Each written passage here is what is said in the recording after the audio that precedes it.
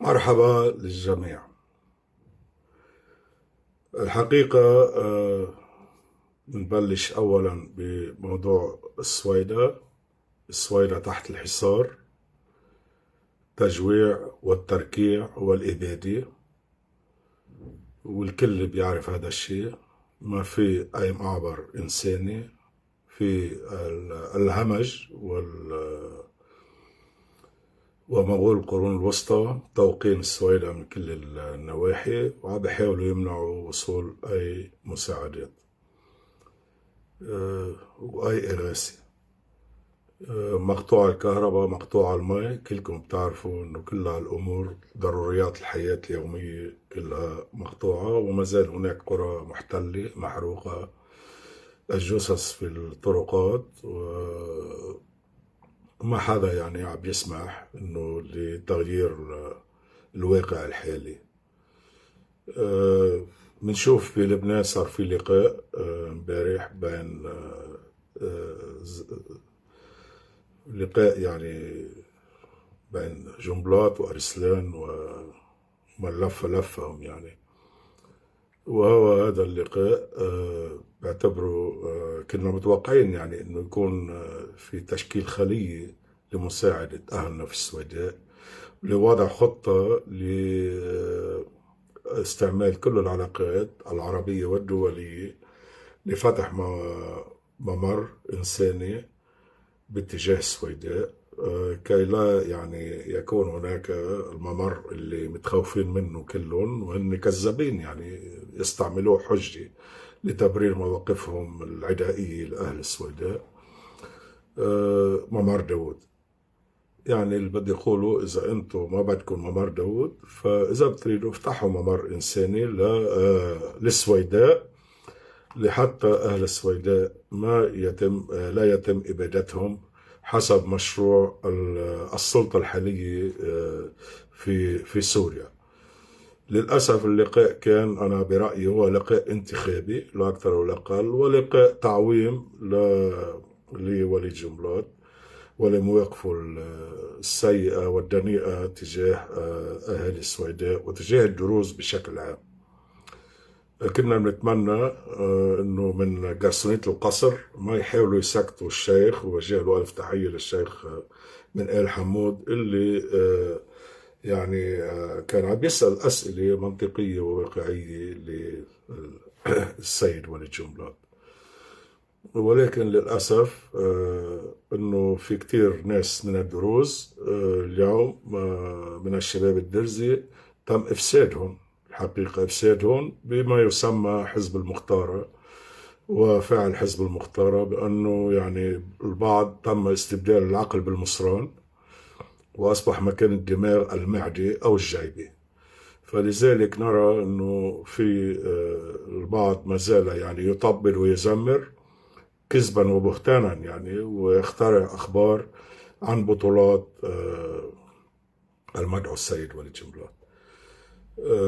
مش مهم يعني، هو نحن اللي بنتكلم عنه نتكلم عنه، كل اللي معه، المجموعة اللي معه أو كل الجماعة اللي معه اللي عم تحاول أن تتاجر بدم أهل السويداء وتحاول أن تستغل أهل السويداء يعني تبرير مواقف شنيعة بحق أهل السويداء، ولتبرير تواطؤهم أكيد مع السلطة الحالية في سوريا، سلطة التكفير والقتل والسبي، وأيضا لتبرير المواقف أمام سبونسر الإخوان المسلمين في المنطقة، اللي هو اليوم بعتقد يمول كل هالحملات على الدروز في لبنان وخارج لبنان. ويبدو فئة من الدروز لم تنتبه انه هذا السبونسر سبونسر دموي ويريد استعادة امجاد العثمانية والفتوحات والغزوات، وهي ليست أمجاد يعني،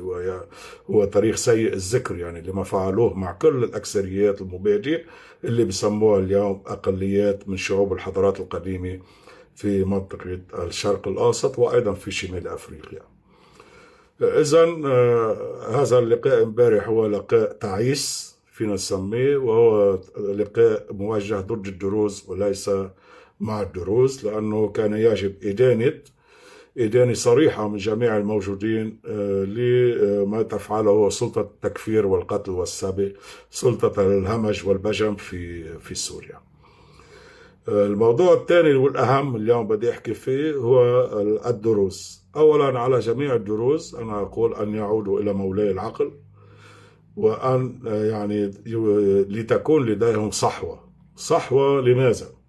صحوة للهوية المركبة اللي يحاولوا يعني يفرضوها على الدروز، وصحوة أيضا للتاريخ المزور الذي يفرضوه عن الدروز. وسأبدأ بقصة التاريخ. أكيد التاريخ كله مزور، حتى التاريخ اللي كاتبينه دروز كتبوه من أجل الاسترزاق، اللي هن لديهم صفة درزية يعتبروا مؤرخين، كتبوه من أجل الاسترزاق وليس من أجل كشف الحقيقة والحقائق.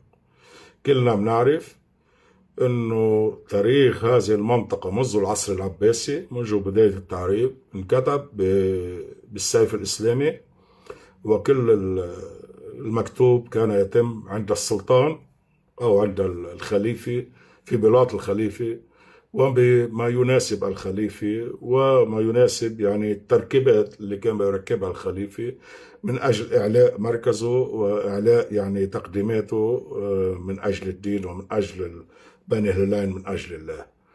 هذا أولا. ثانيا يعني اللي بده يقل لي بيسألني لأنه عم بشوف تعليقات كثيرة إنه مين قال لك ومين قال لك.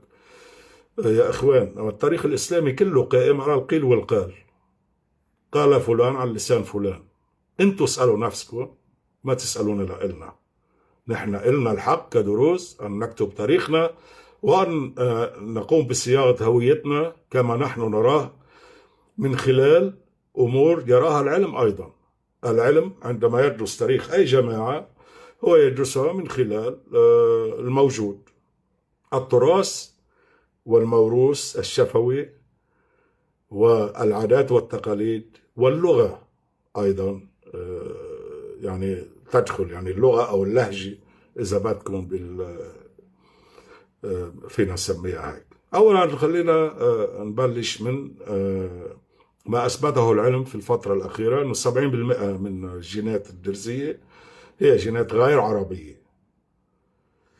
أما إذا رجعنا لكتب التاريخ القديمة المكتوبة واللي غير مسلمين كاتبينها، وأنا راح أعطي مثل يعني في أحد الأشخاص الدروز من إسرائيل اللي كتب عن قصة بالتوراة بأن النبي يسرون اللي هو يعتبروه الدروز هو نبيهم الأول، حكيم ذلك الزمان الذي أعطى ابنته لموسى، يكتب بأن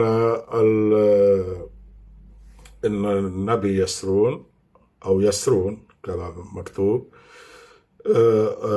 ساعد اليهود بالخروج من مصر، ساعد هو وقومه اليهود، قومه درزيان حسب ما مكتوب هناك باللغة العبرانية، للخروج من مصر.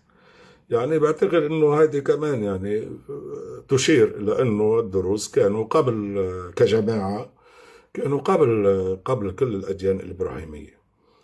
الموضوع الآخر، نحن كلنا بنعرف من قرأ التاريخ، يعني إذا حد يقرأ التاريخ القديم يعرف إنه كان في شيء اسمه مثلث ثقافي وعلمي في منطقة الشرق الأوسط الذي يجمع بين الإغريق والكنعانيين أو الفينيقيين والفراعنة.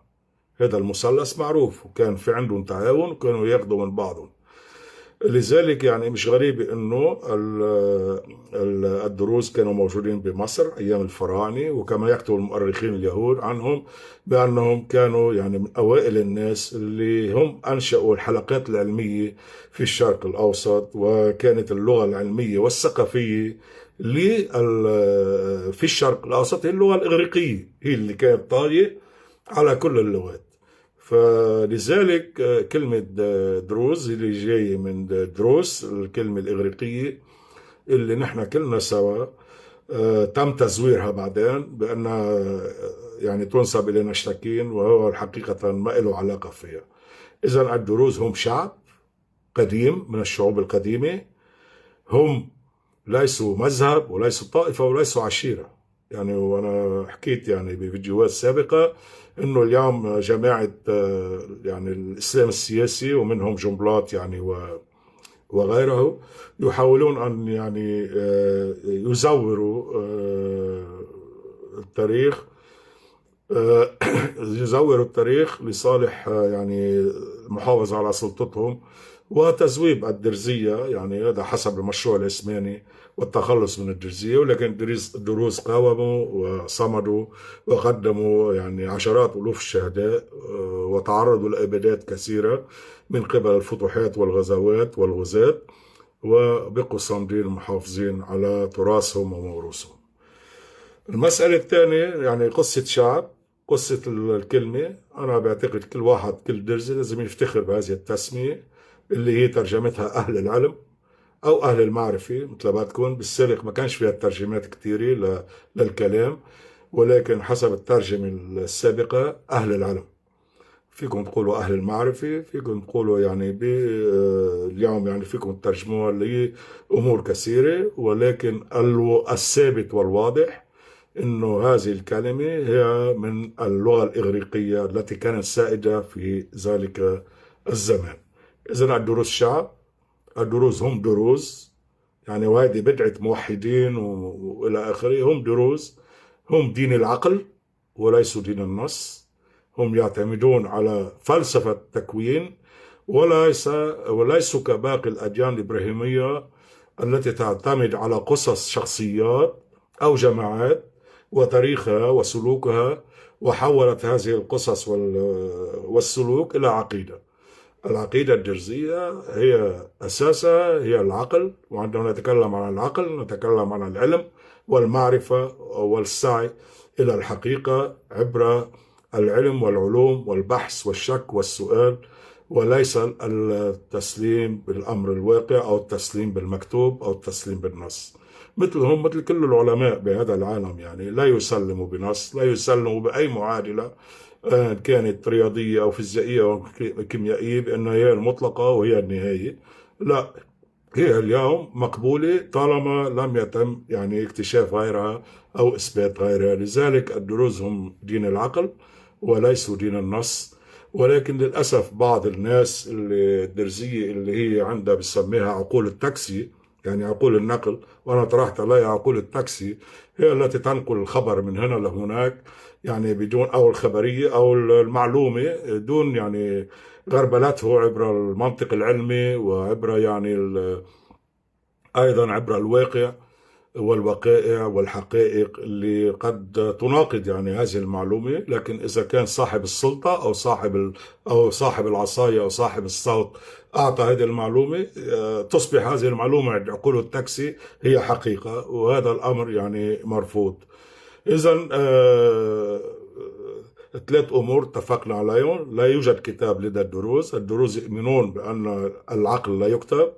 يوجد مجمع يعني لرسائل الرسائل التي كانت بأطوار عديدة، ولكن أساسها هي الرسائل الهرمسية يعني أو العلم الهرمسي، إضافة إلى العلوم الإغريقية، إضافة إلى يعني ما يسمى يعني، لأنه في جدل اليوم حول من هو أخناتون أو من هو مثلا أو دور ألكسندر المقدوني، اللي هو حقيقة اللي لما لا هو مؤسس أول أكاديمية في الإسكندرية. والأكاديميات كانت مثل ما نعرف مثل ما اخترع أكاديموس وهو الأغريقي اللي بدأ بالمجمعات العلمية، أخذ التجربة يعني الحلقات العلمية بسموها، كانت تصير يعني بالشوارع يعني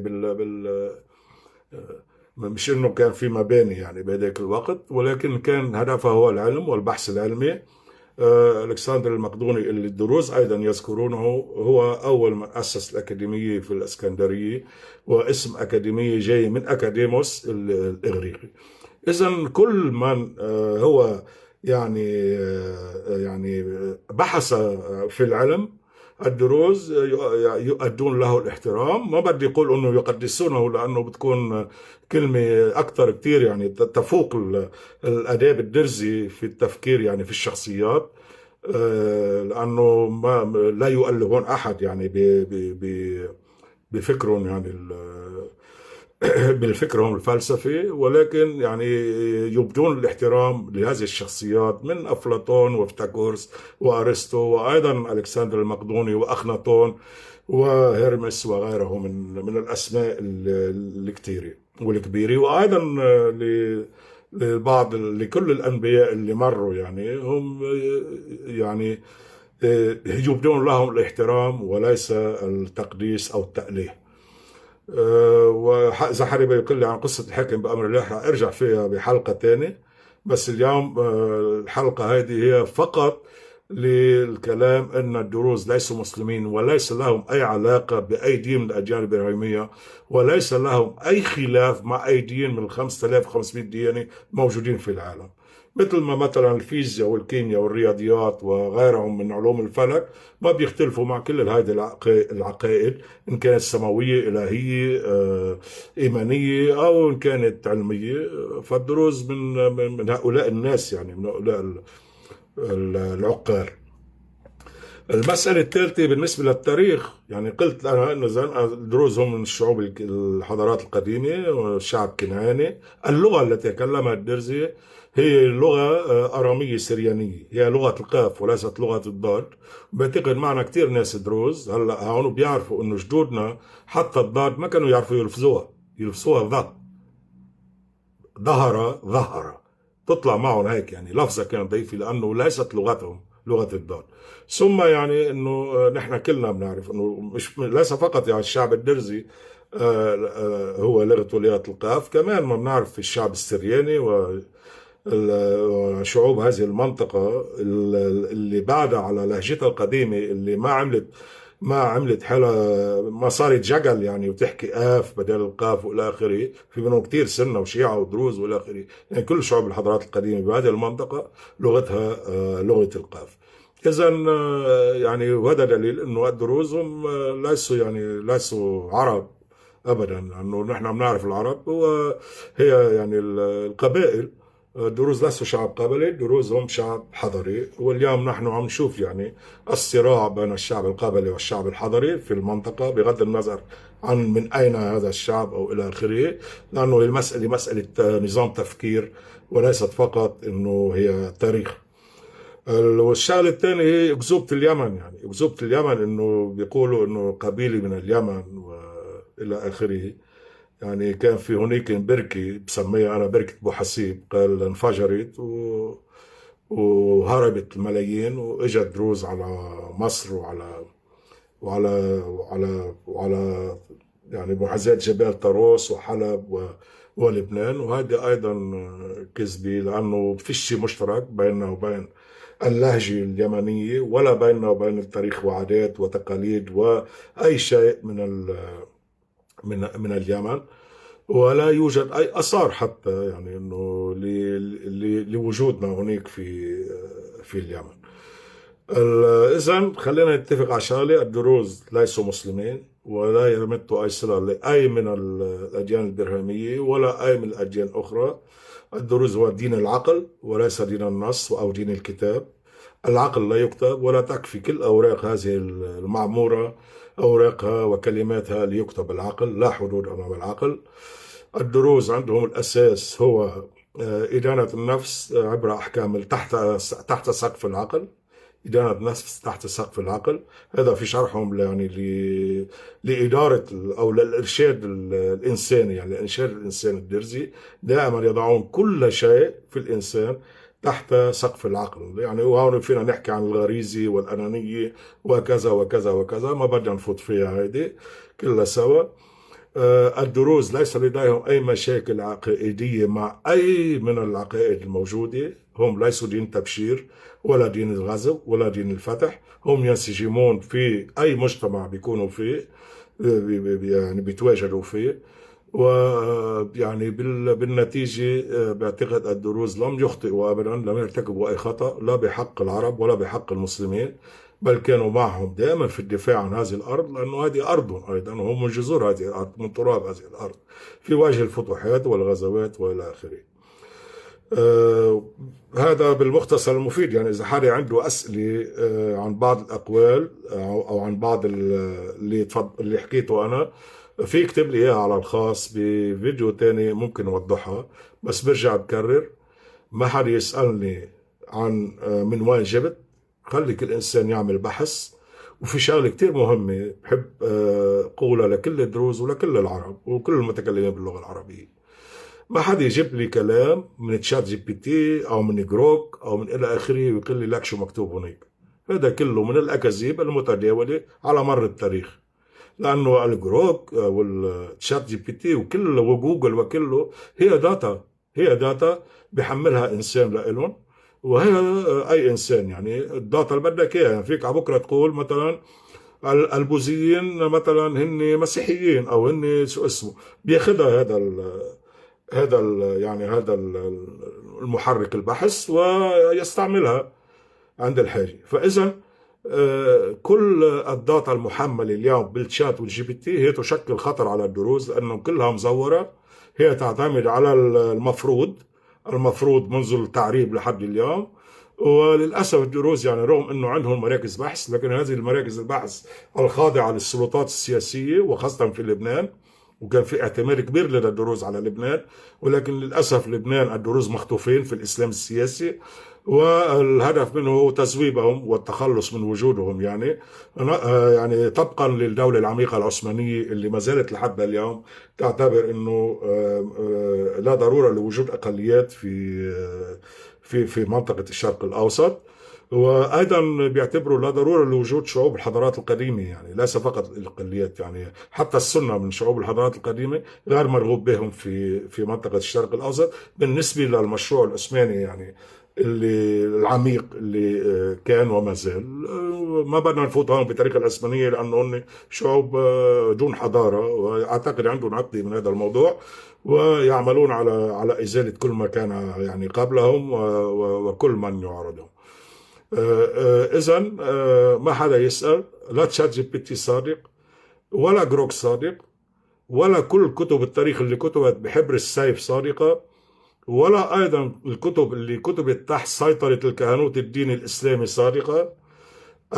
ما يجب ان يكون الحقيقه هو ما تكتبه النخبه الدرزيه بقلمها، النخبة الدرزية الحرة الغير تابعة لأي سلطة سياسية من سلطات الموجودة اليوم على الدروز، المتسلطين على الدروز اللي هن خدم الإسلام السياسي. ولا يجب أن يعني، ويجب أيضا من هذه النخبة الحرة إن وجدت لحد اليوم يعني مش موجودة، وإذا كانت موجودة مش مدعومة لأنها هي حرة وغير تابعة، هي عليها أن تقوم بهذا البحث، وعليها إعادة صياغة التاريخ، وعليها إعادة صياغة الهوية. لأنه اليوم حتى الهوية اللي قلنا، حتى اللي بيكتبوا على الورقة إخراج القيد بعتقد، أو الهوية شو المذهب، هي الهوية المفروضة، هي الهوية. نحن لم نختار، لم يكن لعنا أي مجال للاختيار حتى أثناء الفترة العثمانية. واليوم البعض من الإخوة الدروز بيجيبوا لنا أسماء وهي اليوم بين الهلالين مقدسة عند الدروز. راجعوا تاريخها. لازم تعرفوا شغلة يا إخوتنا الدروز في الفترة العثمانية ارتضوا أي إنسان، إن كان سني، إن كان شيعي، إن كان مسيحي، إن كان أي واحد، تطرحه السلطة العثمانية عليهم لكي يحميهم من الإبادة. لازم كلكم تتذكروها، إنه في وقت يعني الخوف من الإبادة ارتضى الدروز بالتاريخ المفروض، ارتضى الدروز بالهوية المفروضة، وارتضى بشخصيات ليست درزية اللي ونشوف لها في محلات مزارات يعني، وهي ليست درزية ولا لها علاقة بالدرزية،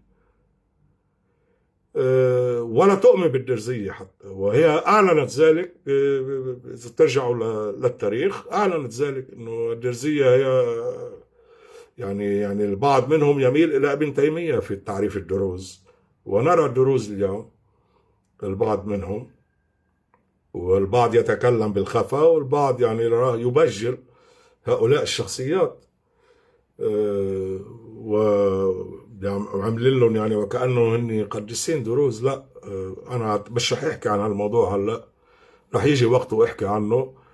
بعتقد الهم الأول إسا هو يعني التفكير أنا وإخوتنا الدروز كيفية خروج الدروز من هذه المحنة. اليوم الدروز في محنة، هن على أبواب أما الذوبان أما المحافظة على نفسهم.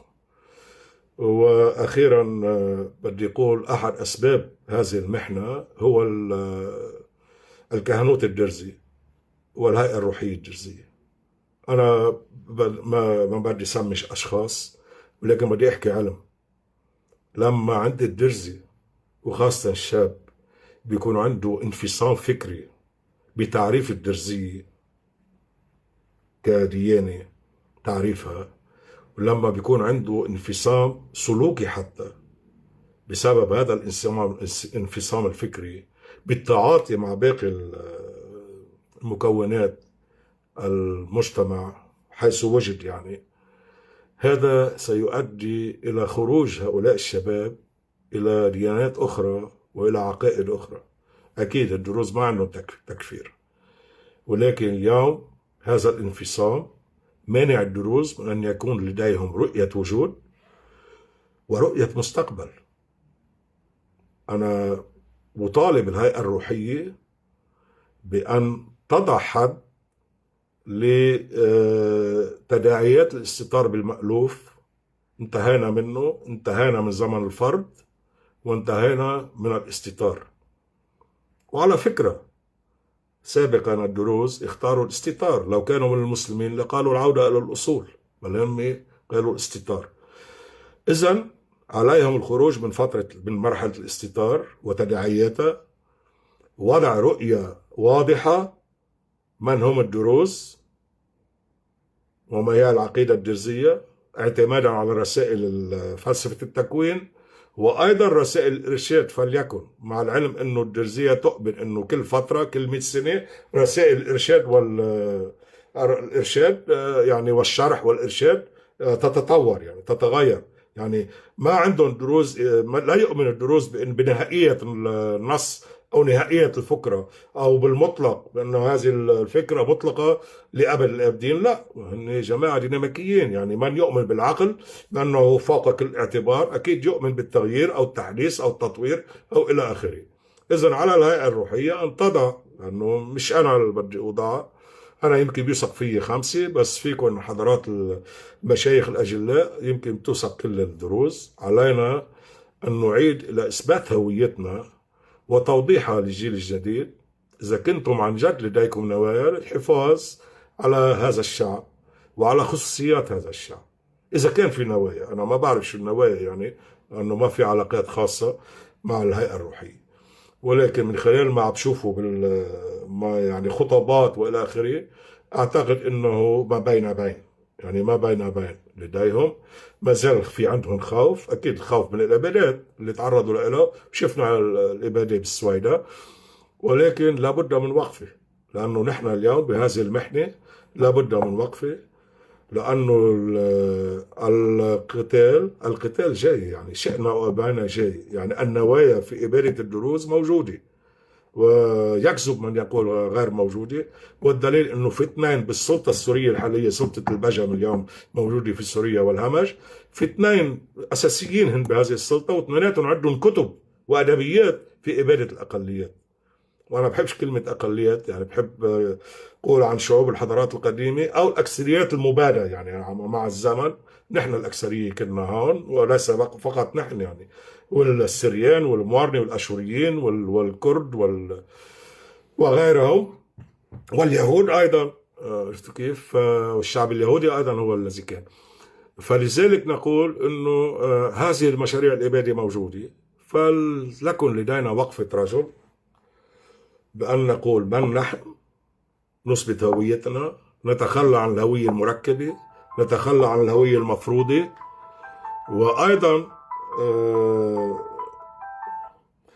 وأيضا نكتب تاريخنا بأيدينا، بقلمنا وبفكرنا وبعقلنا وببحثنا وبسؤالنا وبشكنا.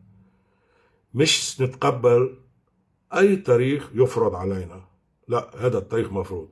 في تاريخنا يا إخوان بالختام ما في شيء نخجل منه، لا غزونا ولا كفرنا ولا ذبحنا لأسباب عقائدية. ممكن قد نكون في دخلنا معارك وحروب، فقط كان الشعار الحفاظ على الوجود، لا أكثر ولا أقل. لم نفرض عقيدتنا على أحد. حتى مثل كبير بالسويدة، درزي عمل خوري وعمل كنيسة، بقى هو وقرايبه بقوا قرايب، وبقوا مع بعضهم وعائلاتهم عادي، ما في شيء أبدا. عندي بضاعتي مفتاح كنيسة مار يوحنا مع الدروز، وبقى أثناء الحرب مع الدروز عادي. ما عندنا مشاكل مع الأديان نحن أبدا. كل ما يطلع دين نقول له في، يعني في عنده أنصار ولا يصطفل. الدين خيار فردي مش خيار جماعي أبدا، هو خيار فردي. ما فيك تفرضه على حدا أبدا. لذلك أدعو الهيئة الروحية أولا إلى يعني تحرير مركز البحث الدرزي الخاضع اليوم لسلطة الإسلام السياسي في دار الطائفة، وهو لازم يتغير هذا الاسم يصير دار الشعب الدرزي مش طائفة. الدروز ليسوا طائفة ولا مذهب ولا عشيرة، هم شعب. ثانيا يعني اختيار مثقفين أحرار متحررين من كل الأحزاب وكل العقائد للبحث في تاريخ الدرزي وكتابته، وأيضا للقيام بأبحاث درزية لوضع رؤية وجود ورؤية مستقبل، لأنه هذا الضياع الموجود هو ضياع مدمر مدمر، وأنا بدق نقص الخطر. هذا الضياع الفكري والعقائدي والرؤيوي والاتكال على يعني ممثلي الإسلام السياسي المتسلطين على الدروز لوضع هذه الرؤية، هذا أكبر خطأ، خطأ استراتيجي، وخطأ استراتيجي وخطأ آني وخطأ تكتيكي. ثالثا كل شيخ يدخل حزب يجب أن ينزع عن نفسه صفة شيخ، لأنه هو يخالف الميثاق.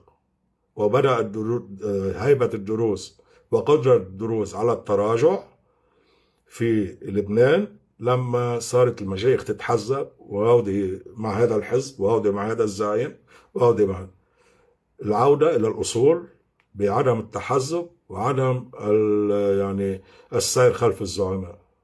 إذا هودي بسموا حالهم زعماء واللي هن دمروا الدرزية أكثر ما فادوها الموجودين هلق يعني، ودمروا الدروز أكثر ما فادوهم، مع إنه الدروز حضنوهم ودافعوا عنهم وإلى آخره.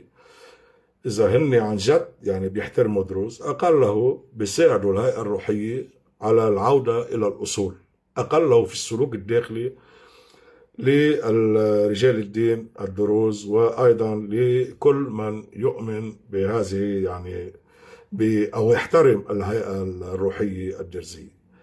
رابعا يجب أن يتم بالتوافق مع النخبة المثقفة الحرة والهيئة الروحية على وضع رؤية وجود، رؤية تعامل مع الحكومات والمكونات الأخرى، ورؤية مستقبل. ماذا نريد نحن؟ ماذا يريد الدروز؟ لماذا يحافظوا على أنفسهم؟ فلنحكي بصراحة. وأنا اللي موجه هذا الكلام للدروز هو ذاته بوجهه لأي مجمع علمي يعتمد على العقل والعلم في البحث عن الحقيقة. نفس الشيء بوجهه من هذه الخلفيات فقط، مش لأنه أنا مش عارف شو بدهم دروز، لأنه اللي بيعرف شو هي العقيدة الدرزية شو هن الرسائل الدرزية يقدر يعرف أنه هو مختبر علمي. الدروز هو دين العلم والمعرفة الذي لا يعترف بالخرافات والأساطير التي تنزل على الناس من أجل يعني سوقها إلى أحيانا مصالح خاصة أو إلى حروب وإلى تدمير. لا، الدين الدرزي بأساسه هدفه هو الحقيقة، مثله مثل أي مجمع علمي في أي بلد، مركز أبحاث، لأنه أساسه وقاعدته للدين الدرزي هي رسائل فلسفة التكوين العلمية وليست الخرافات والأساطير، الدوائر والنقاط والمثلثات والخطوط وإلى آخره. أنا الحقيقة قريتها وما قدرش أفهمها، لأنها تحتاج إلى تأمل وتحتاج إلى تمعن طويل عريض، يحتاج إلى سنوات. بيجي الواحد بده يقنعني، قال الحاكم بأمر الله قام هيك عمره 15 سنة، قرأ هودي الرسائل بشي ساعتين وعمل ما بعرف شو، عمل دين درزي. يا جماعة احترموا عقولنا واحترموا عقولكم. الحاكم في أمر الله رح أحكي عنه في حلقة تانية كمان، ولكنه هو في عهده ظهر الدروز، تشجع الدروز إلى الظهور، لأنه هو كان يريد أن يؤله ذاته، يؤله نفسه، وكل من أله ورآه أنه أعلى من جميع الأنبياء أعطاه الحق بالوجود، لا أكثر ولا أقل. ولكن الشر هو التأليه، وراح أحكي بالتفصيل عنه في المرحلة السابقة. وأنا لا أدعو، هو آخر همي يعني الحاكم بأمر الله. المهم هو استقلالية الدروز. الدروز هي مدرسة عقلانية مستقلة قائمة بحد ذاتها، لم تخرج من أحد ولا تتبع أحد، ونقطة. أساس الدين الدرزي هو العقل، ولا شيء فوق العقل. ونحن يعني نعتنق فلسفة العقل الكلي اللي أساسها الإغريق، واللي نقلها الدروز قبل ألكسندر المقدوني، نقلوها إلى الشرق الأوسط، ثم أتى ألكسندر المقدوني ليحاضر بها يعني. واللي تعرفوا الناس تكتب عنه أنه لم يكن فقط قائد، بل كان أيضا هو فيلسوف. هو اعتنق فلسفة العقل الكلي اللي درسوا إياها أرسطو درسها عند أفلاطون، وأفلاطون درسها عند سقراط، وسقراط كان درسها عند، بنسى اسمه، المفكر الأول اللي تكلم عن العقل الكلي، يعني قبل قبل قبل منه بكتير يعني. فلذلك يا إخوان، نحن دين علم، واليوم زمن العلم. عشو خايفين؟ من مين خايفين؟ فيكم تطلعوا تحكوا الحقيقة، من مين خايفين؟ انتوا خايفين من عم تستتروا فيهم فقط، لا اقل ولا اقل، لا اكثر ولا اقل. شفتوا اللي استتروا فيهم، اللي استتروا فيهم دروز سويدة شو عملوا فيهم؟ طلعوا قولوا الحقيقة، وخلينا بعتقد نموت بكرامة، ونموت على الحقيقة، مش نموت على الاستتار بالمعلوف، مش بالمألوف، بالمعلوف والمفروض. لا، خلينا نقول الحقيقة. ما عندنا شيء نخجل فيه أبدا، لا بالعقيدة. وكل هذه الرسائل قابلة للبحث، كلها قابلة للبحث، تأكدوا تماما. بس بحث علمي، مش بحث عاطفي، ولا بحث حماسي، ولا بحث فرض، أبدا. نحن اليوم في زمن العقل، في زمن العلم، والديانة الدرزية هي ديانة العلم والعقل والمعرفة، مستقلة قائمة بحد ذاتها. تفضلوا ما تستحوا تقولوا إنكم دروز. الدرزية تعني أهل العلم، وهي من الإغريقية.